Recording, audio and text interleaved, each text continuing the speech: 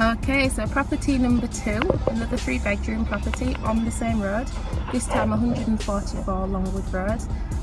3 bedrooms, 90,000, on the same estate agents, but in much better condition than property number 1 that needed a lot of modernisation and work done to it. This 3-bedroom on the same road is in much better condition, also on the market for 90,000.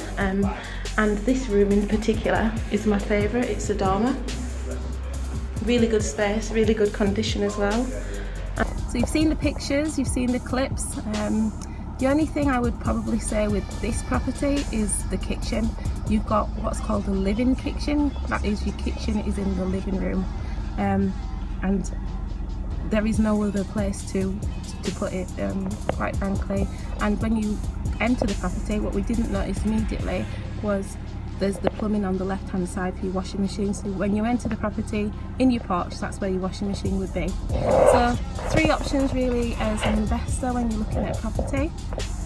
Option number 1 would be, and you choose, what would you want to do with this property? Would you want to buy it to keep, so that's a buy to let investment, and achieve a good return each month? And actually, return wise, he said we'd be looking at around 500 per calendar month rental on that. So would you want to buy to let, or would you want to buy to flip? So that's you buying the property, doing some work on it and then putting it back out on the market, or would you want to reject? You choose.